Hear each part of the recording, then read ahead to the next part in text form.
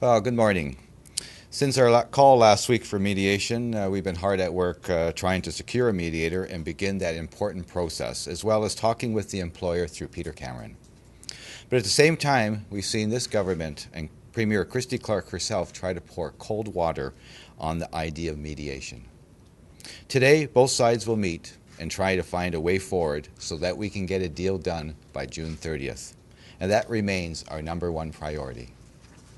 But it's clear that Christy Clark and Peter Fassbender need to be pressured to put real effort and political will behind mediation. BC teachers ask for mediation because we see it as the only way to bridge the gap between the two sides, to find a reasonable settlement that works for our teachers, our students, and our public education system. We need to put 12 years of cuts and unconstitutional legislation that has eroded services for BC students. We need to put an end to that. British Columbians rightly expect that government will act in their best interests. To do so, they must do everything in their power so we can reach a fair deal by June 30th. Despite the government's misleading ads and blatant attempts to make the gap seem bigger, both parties are actually only 1% apart on wages. We can get a fair settlement there. The holdup is a lack of commitment to adequately fund improvements to class size, class composition, and staffing levels for specialist teachers. We need better conditions for our students and our teachers this September. And you know, the government's Learning Improvement Fund has not been getting the job done. Examples of classes that are overly complex are everywhere. And just this week I heard about a Science 8 class with 29 students. 13 of those students have a designated special needs, including 2 with autism and 1 with fetal alcohol syndrome. Then there's a grade 9-10 metalworks class with 28 students. 11 have special needs designations. There used to be a cap on industrial education classes at 24 to keep them safe, and that was wiped out in 2002. I've also heard about a grade 3-4 class with 24 students. 15 students in that class are learning English. You know, this is a reality of BC classrooms. And you know, we also celebrate the diversity of our classrooms in our public schools, and that's important for us. But along with the diversity and the integration, we need the supports in place to meet the needs of those students. We need those smaller class sizes, the specialist teachers, to be able to give them that so important one-on-one time. Students are not getting that support and one-on-one time that they need. And it was Christy Clark's 2002 legislation that now has been ruled unconstitutional twice. And let's not forget that. Twice now, they've broken the law. We elect governments to uphold the law, not to break the law.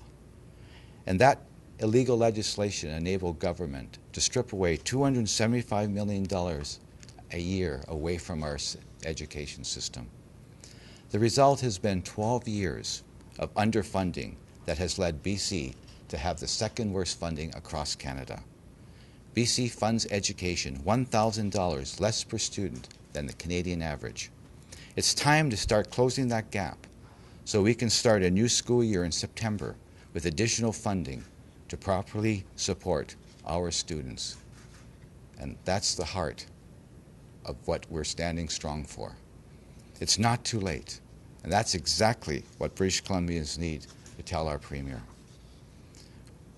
We need them to say yes to mediation and bring the funding to the table that will get the deal done. There's no reason, except her own political will right now, that Christy Clark should now be putting the next school year at risk. BC teachers are seeking a fair deal that's based on 5 key points: a 5-year term, a reasonable 8% salary increase plus signing bonus, no concessions, an annual workload fund that adequately addresses issues of class size, class composition, minimum levels of specialist teacher ratios, and an interim measure while both parties await the next court ruling. And we've also proposed a separate fund as a resolution to the BC Supreme Court decision that retroactively restored the legally stripped language from 2002. I still believe that a fair deal is attainable, but getting there will require an open mind from government and compromise through mediation. That will be my message to the employer this afternoon as we meet. We must put the pressure, and we ask the public to put the pressure on our Premier, Christy Clark. It's time that she stop being entrenched in politics and be made to move towards a fair deal that supports students. And this pressure also needs to come from our school trustees and our parents, and we're starting to hear about that more and more. To our trustees, do you support the government's refusal to fund improvements to class size and class composition? If not, tell them so. Tell them that you don't support that position. As there's been no progress since the BCTF last made significant moves that brought both sides closer together, teachers will continue their strike into the summer. If the government does not come forward with new funding to reach a fair settlement by June 30th, teachers are prepared to extend the strike into summer and pick it out summer school. This was not a decision that we've made lightly, but we cannot allow government to continually underfund BC education system. It's time to stop shortchanging our students compared to students across this country. We need Christy Clark and, of course, the employers team to come to mediation, to come to the table with an open mind, some flexibility, and the willingness to compromise. And that's where we're at. We know what it takes to compromise. We will to get that deal. Our goal remains a fair deal at a table by June 30th. And I hope today's meeting will help us move forward to get that goal and through mediation. Thank you very much. Jim, the clock is ticking on this June 30th deadline that you talk about. As far as mediation is concerned, do you have another mediator in mind aside from Reddy that the government has also agreed with? We're looking at that, and that will be part of the discussion that we have this afternoon. And who is that person? I'm not at liberty to talk about names. I think what's important is that we're meeting today, and hopefully we can find a way forward, and part of that discussion is about our call for mediation. Is this person even available? That will be discussed today. So could you get into mediation as early as today? We could get into mediation. We can get into real bargaining that moves us to a deal by June 30th. That could happen today. And our hope. You don't feel that's possible, though, without a mediator at this point? Well, we believe that a mediator will help us get to that deal by June 30th. That's our position. We'll be talking about that today. And, we've been optimistic this whole time. And yes, the clock is ticking, and it's still possible if there's a will on both sides. And I'm hoping there will be that will on both sides. What about an industrial commissioner role like Vince Reddy had in 2005? What about that role instead of a mediator, so he'd have more power to make recommendations? Well, we know that if both sides agree to mediation, that both sides can also agree that a mediator could bring recommendations. That's what happened in 2005, and that's not a question out of the question right now as we go forward, that there could be recommendations that both sides look at and see whether we can agree to them. But I think what we need to do is bring in a mediator, get both sides talking through the mediator, and let's go forward, and that's part of what this afternoon's about, and let's get that deal done by June 30th. There's still time, and this will avert any kind of action in the summer. But the fact that you're willing to picket during the summer, aren't you concerned about losing public support?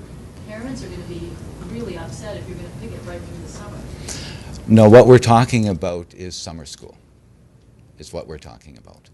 And, it's unfortunate that it's come to this point that, government had a number of options all along. We've been at a bargaining table for 17 months now. And we needed government to come to that table with open mind and bring the funding to the table so we can get what's considered a fair deal for teachers and, most importantly, better supports for our students. They still have that opportunity. We still have a few days left. We can do it, but there needs to be the will, and that's what our hope is. But barring a deal in the next couple days, any child who wants to go to summer school is going to see teachers on the picket line and they will have to cross the picket line. If our goal and our priority and what we need to do is get the deal done by June 30th, so the whole issue of summer school doesn't become an issue. But if we don't have the deal by June 30th, and then summer school will be picketed out. And it will be up to school districts whether they cancel summer school or not. And we know across this province there are many school districts that do not have summer school. And Jim, but is the summer school, I'm sorry about this, is summer school part of the whole contract, or is it a separate contract that teachers do? It's part of our collective agreement. There are provisions in some of our collective agreements that deal with the issue of summer school and how teachers are paid, what the process is. So it's part of our collective agreement, and it's part of our membership. So what happens to this pressure if summer school is designated essential service? Well, we'll be in a case management meeting this afternoon, and we'll be looking at the what the employer has brought in their application, and we'll deal with it there this afternoon. What about remedial summer school, kids who have failed? Are you willing to let your members teach those courses? Well, that's part of the action that will happen in July, and we're hoping that that action doesn't happen. We want the will on government, the goodwill, so we can get that deal done. We also know that there are many students across this province who don't have access to summer school, who, if they need remediation, can do that online, and that is still there. But what we need is the will on government to get this deal done, and so far it hasn't been there. I know it's just a few days. You have to remain optimistic and hopeful, and that's where all of our energy should be. We should all be hoping about getting this deal done. So you're opposing that remedial summer school application, or are you agree? Are you going to accept that? Well, we've made a decision that if we don't have a deal done by June 30th, that we will pick it out summer school, all summer school. What about healthcare facilities, corrections facilities, and those year-round elementary schools? I mean, those are other issues that we will be looking at. So you won't be picketing outside? Our decision right now deals with summer schools. Would all teachers be expected to participate in that picketing, or just ones that were contracted to teach in summer school?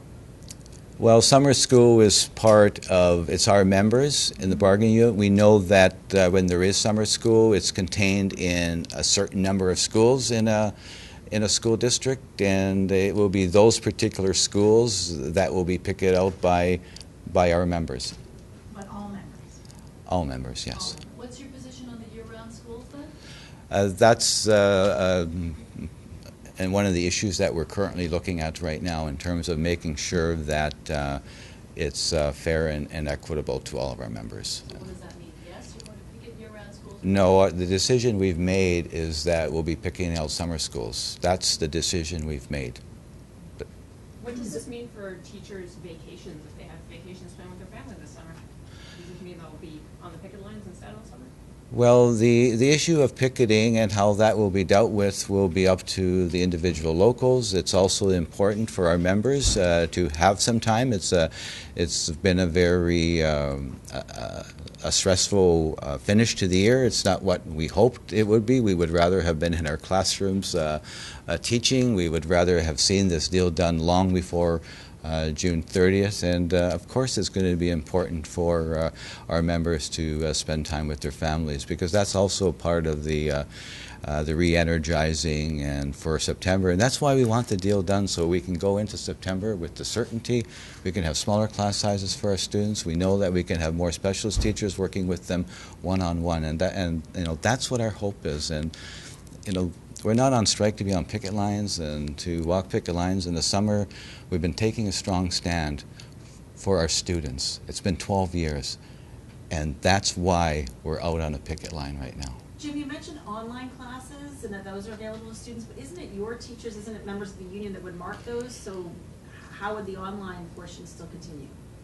I can't comment on the online. All I know is that across this province, there are remediation that can happen online for our students because we don't have summer school all the place. So that's why I made that comment. In terms of how, I don't particularly know the process on how that happens. Because I'm just So I confused, can't because I talked to the really Standard com- School District yesterday, and they said that their summer school is being canceled, and that the online aspect was on the cusp, because they weren't sure how that was gonna work with teachers. So you don't know either, like, who would mark that? Well, we haven't dealt with online schools or DL schools right now. What we've done is made the decision on summer schools. Jim, the constant messaging from the TF is that this is for the students, what you're doing is for the students, but how is that helping them to cancel summer school? These are kids that really need this help. So if you don't have a deal, there's gonna be a strike for summer school. How does that help them? You know, it's a decision that we didn't take lightly. And, you know, this has been 12 years now. 12 years that our students have faced cuts.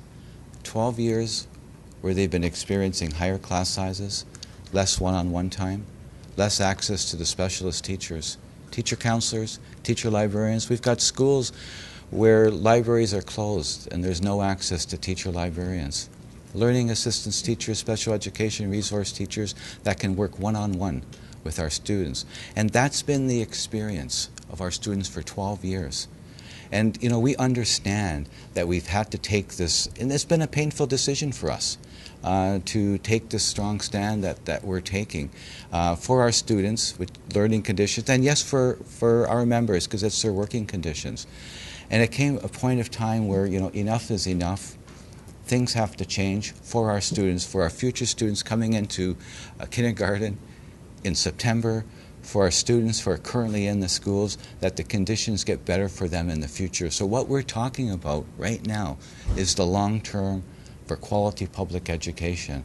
And yes, there has been some short-term pain for our members and for our students. And you know, things have to change, and it just can't continue going on with the continual underfunding, the flatline budgets, because you saw the headlines the last month or two in terms of the number of teaching positions that are being lost, teacher library positions being cut, larger class sizes again for our students.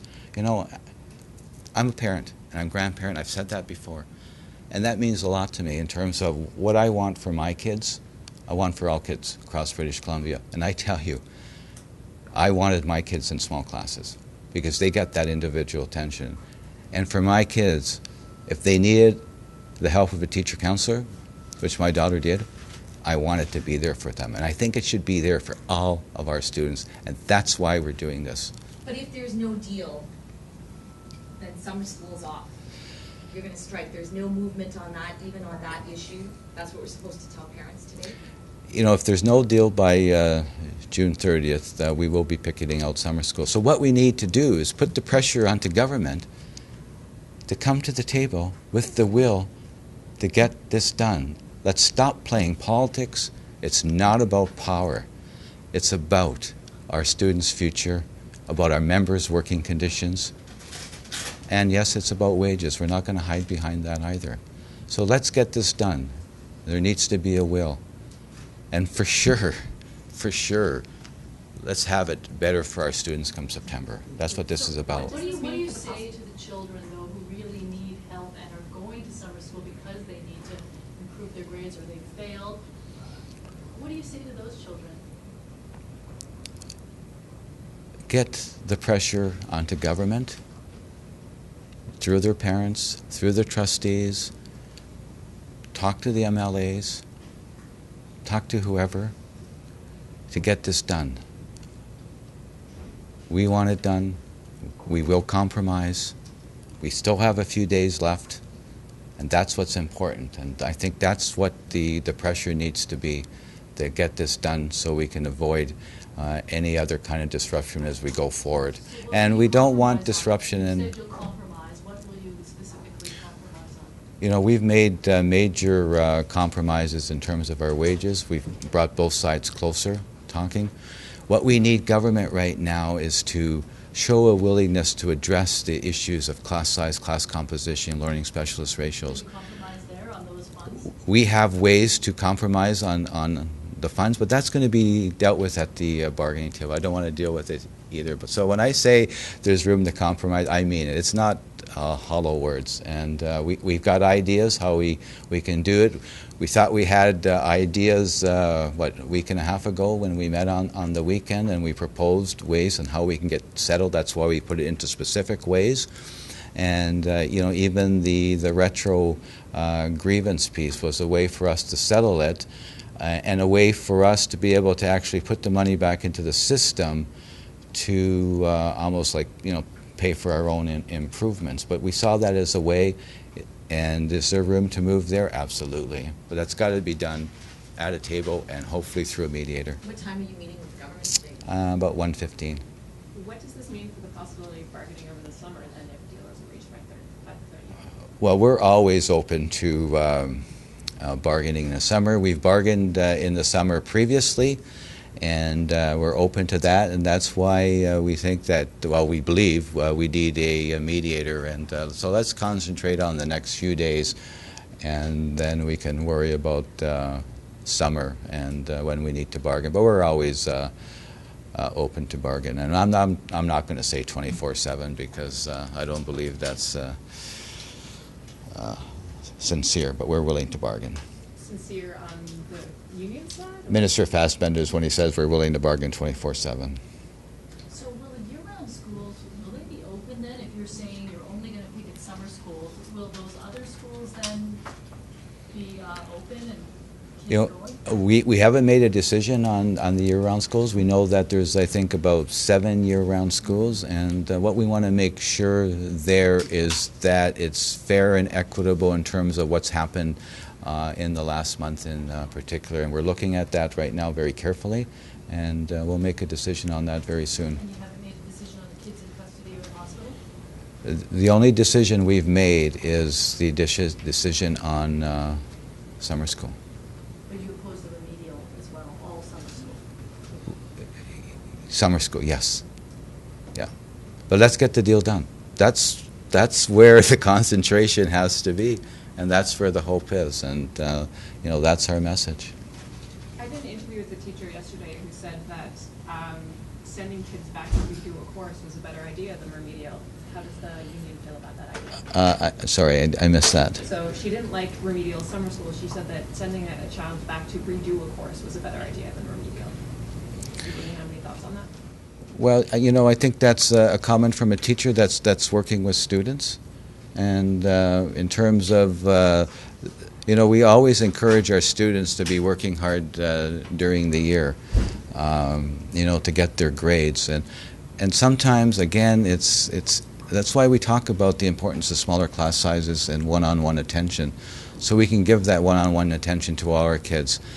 And there are students in our classrooms. They're so diverse, which we celebrate, and not all our students are in individual education plans. And we know there are students that just need that extra little help to get them over a hump, and that's what the help from a learning assistance teacher, a special education resource teacher can help with. And that's why we need more specialist teachers in the system to be able to work with those students. And then possibly they're not going to need that remediation. Thank you. Appreciate it.